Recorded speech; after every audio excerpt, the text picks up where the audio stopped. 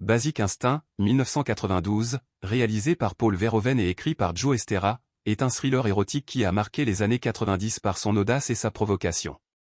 Avec Michael Douglas dans le rôle du détective Nick Curran et Sharon Stone dans celui de l'énigmatique Catherine Tramell, le film a repoussé les limites du cinéma grand public.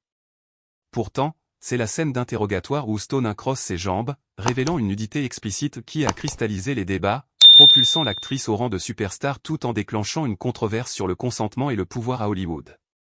Sharon Stone a affirmé avoir été manipulée, tandis que Verhoeven soutient que la scène était consensuelle. Que révèle cette polémique sur les dynamiques de pouvoir et la représentation des femmes dans le cinéma? Plongeons dans les coulisses pour démêler la vérité et ses implications. Les coulisses de Basic Instinct, un tournage tumultueux. Basic Instinct fut un projet audacieux dès sa conception.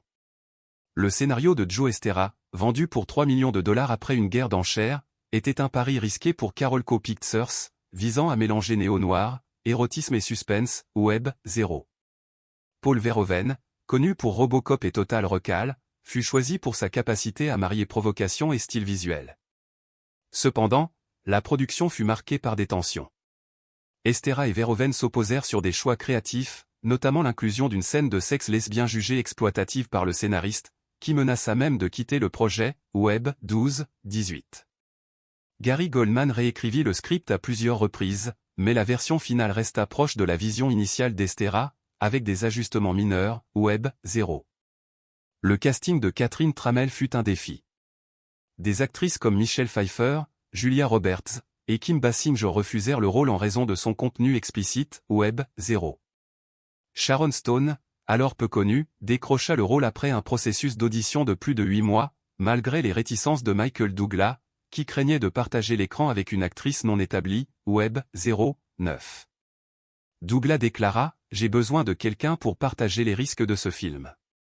Je ne veux pas être tout seul là-haut, Web 9. » L'intensité de Stone lors des essais convainquit finalement l'équipe, et son interprétation fidèle une icône, Web 19. Le tournage, marqué par un budget serré et des choix audacieux, comme filmé à Carmel by the Sea pour la maison de Tramell, exigea un engagement physique et émotionnel intense. Douglas, par exemple, s'entraîna pendant 4 nuits pour une scène de poursuite à San Francisco, Web 0. Mais c'est la scène d'interrogatoire qui devint le point de rupture, révélant des failles dans la communication et la confiance sur le plateau. La controverse de la scène d'interrogatoire. La scène d'interrogatoire, où Catherine Tramell incrosse ses jambes face à des enquêteurs, est devenue légendaire pour son impact visuel et sa provocation. Pourtant, elle a déclenché une tempête éthique. Dans son autobiographie The Beauty of Living Twice, 2021, Sharon Stone raconte avoir été induite en erreur. On lui aurait demandé de retirer sa culotte, car le blanc réfléchissait la lumière, avec l'assurance que rien ne serait visible, Web 1, 3, 4, 14. Lors d'une projection avec des agents et avocats, elle découvrit une nudité explicite, se sentant trahie. Elle décrivit sa réaction « Je suis allé dans la salle de projection, j'ai giflé Paul Verhoeven au visage, je suis parti, je suis monté dans ma voiture et j'ai appelé mon avocat, Marty Singer, Web 3, 21. » Stone consulta son avocat, qui lui indiqua que la scène violait les règles du Screen Actors Guild et pouvait justifier une injonction, mais elle choisit de ne pas poursuivre, estimant que la scène servait le film et le personnage, Web 19. Paul Verhoeven, en revanche, nie toute manipulation.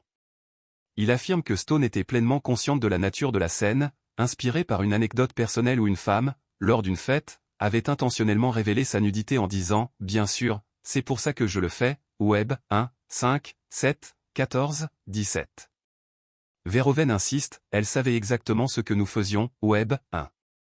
Il ajoute que leurs souvenirs divergent mais que cela n'a pas affecté leur relation professionnelle, notant qu'ils échangeaient encore des messages amicaux, Web 5, 7. Cette divergence de récits Stone affirmant une trahison, Verhoeven défendant une collaboration consentie a alimenté un débat brûlant sur le consentement. Jeanne Tripplehorn, qui jouait Beth Garner, a également noté une dissonance similaire. Elle raconta en 1993 que Verhoeven lui avait décrit une scène de sexe avec Douglas comme « plus légère » qu'elle ne l'était finalement, suggérant un schéma de communication flou, Web 5, 12. Joe Estera, quant à lui, s'est distancé de la controverse, regrettant que l'effet choc de la scène ait éclipsé les éléments de film noir qu'il jugeait essentiels, Web 17. Les implications pour Hollywood et la représentation des femmes. Cette controverse dépasse le conflit personnel entre Stone et Verhoeven. Elle met en lumière des problèmes systémiques à Hollywood, notamment le traitement des actrices dans des scènes explicites et les dynamiques de pouvoir entre réalisateurs et talents. À une époque pré-Eddie's Me Too, les actrices comme Stone faisaient face à des pressions pour accepter des rôles audacieux sans garantie claire sur leur représentation. Web, 4, 10.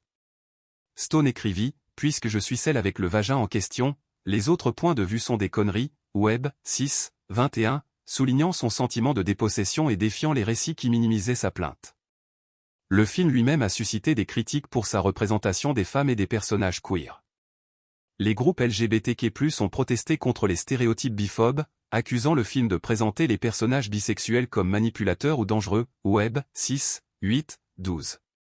La National Organization for Women qualifia Basic Instinct de « film le plus manifestement misogyne de mémoire récente ». Web, 12. Pourtant, certains, comme l'universitaire Camille Paglia, ont loué la performance de Stone comme l'une des plus grandes de l'histoire du cinéma par une femme, célébrant Catherine Tramell comme une figure de pouvoir et de séduction. Web, 6. Cette dualité, un film à la fois provocateur et problématique, reflète les tensions de l'époque. Stone, payé $500 000 contre plusieurs millions pour Douglas, incarna un rôle que des actrices établies refusèrent, redéfinissant ce que signifiait être une femme de tête dans un thriller. Web, 0, 12. Son ascension d'actrice peu connue à icône mondiale montre comment des choix de casting audacieux peuvent transformer une carrière, mais à quel prix?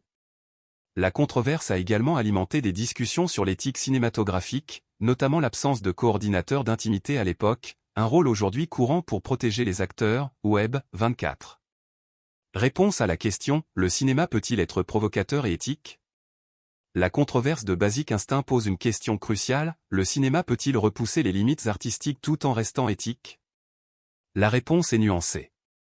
Un cinéma provocateur, comme celui de Verhoeven, peut briser les conventions et explorer des thèmes audacieux, mais il doit respecter l'autonomie des interprètes. L'expérience de Stone révèle un manque de transparence et de consentement éclairé, des problèmes systémiques à Hollywood dans les années 90.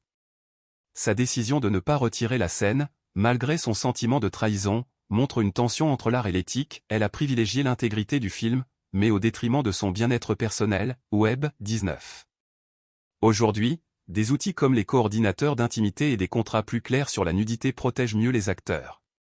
Cependant, la controverse montre que l'industrie a encore du chemin à parcourir pour équilibrer la liberté artistique et le respect des talents, en particulier des femmes, souvent vulnérables face aux pressions des réalisateurs et des producteurs. Le cinéma peut être provocateur et éthique, mais cela exige une communication transparente, un consentement explicite, et une responsabilité partagée entre tous les acteurs du processus créatif. L'héritage de Basic Instinct. Sorti le 20 mars 1992, Basic Instinct a rapporté $352,9 millions, devenant le 4e film le plus rentable de l'année. Web, 0, 18. Malgré des critiques mitigées, 56% sur Rotten Tomatoes, score de 43 sur Metacritic, il est aujourd'hui célébré comme un chef-d'œuvre du néo-noir, transgressant les conventions du genre. Web, 0, 13. La scène d'interrogatoire reste un symbole culturel, référencé dans des contextes allant de la pop culture au procès de Luca Magnotta. Web, 0, 10.